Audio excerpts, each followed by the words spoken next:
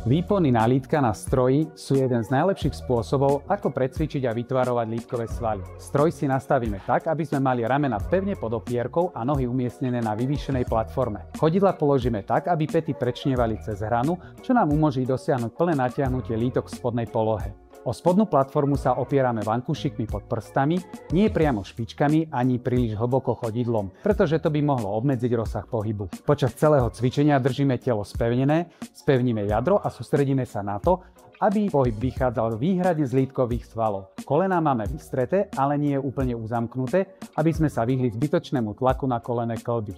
S výdychom vytlačíme hore cez prednú časť chodidla a dosiahneme plnú kontrakciu lítok. V hornej polohe sa na sekundu zastavíme, aby sme zabezpečili maximálne zapojenie svalov.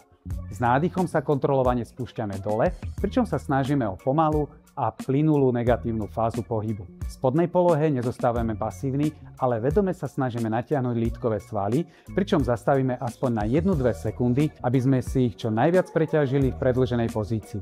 Najefektívnejšie je vykonávať výpony v neutrálnej polohe chodidiel, keď špičky smerujú priamo dopredu.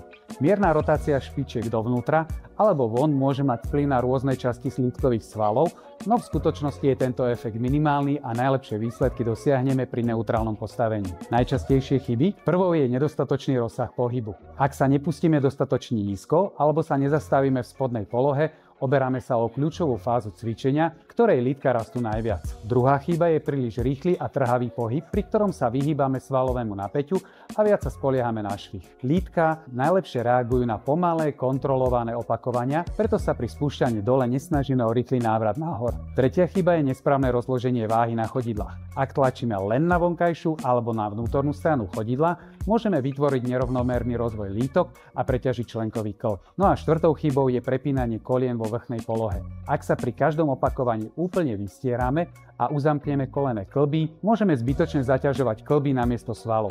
Kolenné kĺby by mali ostať mierne pokrčené, aby sme udržali svalové napätie počas celého opakovania. Ak sa chcete o tomto cvičení a podobných cvičeniach dozvedieť viac, klikajte na náš web, kde vám veľmi radi poradíme.